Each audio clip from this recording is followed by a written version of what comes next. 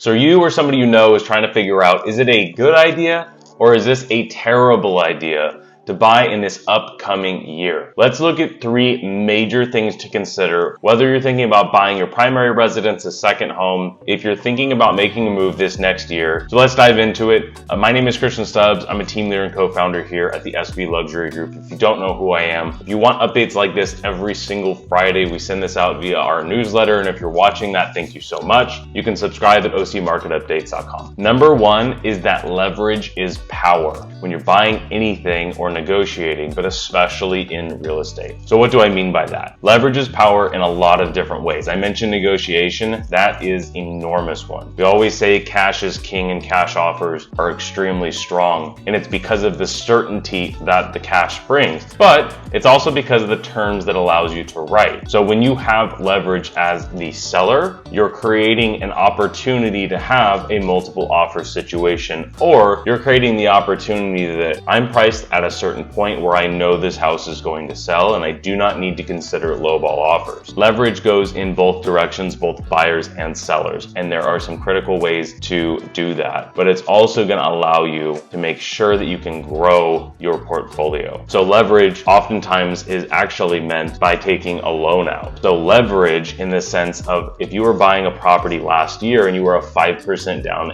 or a 3.5% down, 3% FHA buyer, if you were doing any of those types of loan products, you're going to have a really hard time competing with cash or with fully underwritten with half down. Now in this market, we're seeing the leverage being not nearly as big of a deal. So if you're a buyer and you're saying, I want to put 5% down, or I want to do an FHA 3.5% down, but I'm afraid I'm not going to be competitive, that is absolutely not true. There's a high likelihood that if you have a skilled negotiator by your side, you might be able to get that 3.5% down offer accepted with seller credits, lowering your closing costs to almost nothing. There's a lot of strategies there. So there's a lot of conversation around leverage, but the biggest takeaway for this specifically for the seller to make sure that you have a plan to give you the most leverage possible, and for the buyer to have as many different tools in your belt in order to have leverage in that negotiation. Number 2 is the uncertainty that creates opportunity. What I mean by this is, last year, there were a lot of sellers that were sitting on the sideline and saying, oh, I'll just wait, prices are going to be higher next month anyway. Well, that all of a sudden is not true.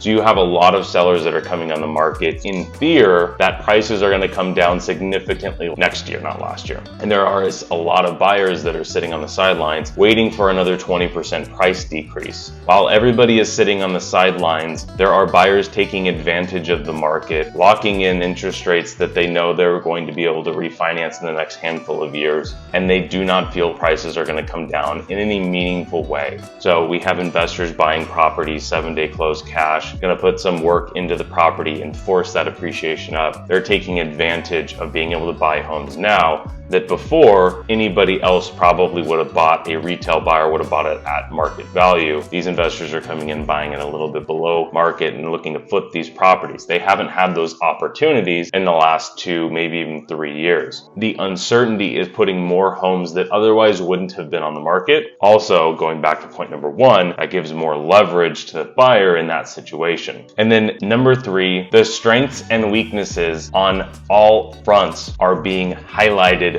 way more than you're going to think before you make this move. So in the last 2 years, if your agent put the property on the market and it did not look fantastic, I always say looks good and is priced right are the 2 major things. You could put your house up with one picture and people are going to be interested in it because there were 4 houses for sale in the whole city. Now that there are 50 houses for sale in the city and buyers are scrolling through choosing which ones they want to look at, your property needs to look fantastic. Now, if your property looks good on pictures, maybe because they're photoshopped and edited nicely with a good photographer, then when your client or the prospective buyer actually gets to the house, how your house actually looks matters way more now than it has in a very long time. Demand is low, supply is low, but way higher than it was the last 2 years. Buyers can be a lot more picky on their decisions. So when they walk into your house, you have to ask yourself as the seller, does this look like a home that I would would want to buy. Do I need to do some work? If you're not decluttering, if you're not painting the walls, if you're not cleaning your baseboards, if you're not doing your carpet, these little things can make an enormous impact on the buyer's perception of the house. You would not believe what a clean carpet and clean baseboards and a fresh coat of paint can do for a buyer's perspective of that home. Now again, sellers, use this to your advantage. Make sure that you take that extra $5,000, $10,000. There are programs where you don't have to front any of this money. Spend the money on your house to make it look great so that when the clients get in there, they feel comfortable writing an offer and buying that house. They don't feel like you're necessarily trying to hide anything or that you just did not take care of it. Buyers go through a ton of different houses, and the ones that are painted, staged, and pretty always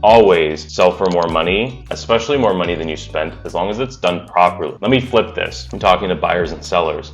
Buyers, when you see that house that's not quite as pretty and clean as you thought it might look on pictures, that is the opportunity. Those are the houses where the seller was not willing to do the little things in order to sell that house for the most money possible, to where you can go in there and buy that several percent below market value. I'm not talking list price, market value. I'm not going to spend a ton of time on this, but I want you to kind of understand where I'm going with all of this. Is your weaknesses on your property are also exemplified on your agent as well too.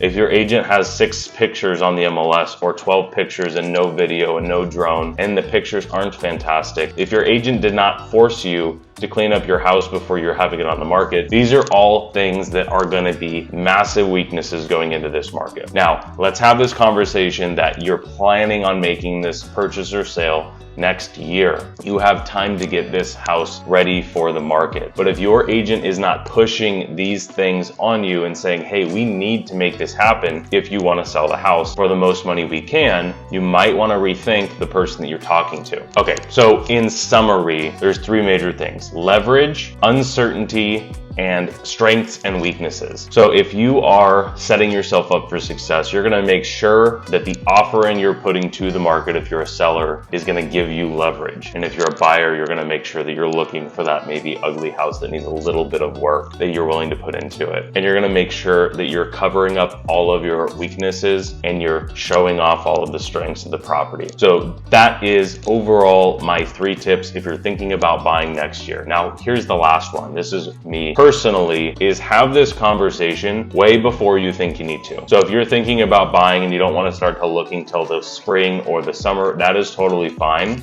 I would recommend having these conversations now, next month, after the holiday season. Have these conversations way ahead of time so that if an opportunity presents itself, you're not scrambling at the last minute. Again, this goes back to creating strengths and taking advantage of leverage. Is if you happen to be ready before you're ready and you find an opportunity, that would be putting you at a huge advantage. Okay, so if you have any questions on this, I would reach out to one of our local experts. You can reach out, respond to the email, DM us, wherever. I'm happy to walk you through this scenario myself or one of our agents as well too. If you have any questions, as always, reach out, and thanks for watching.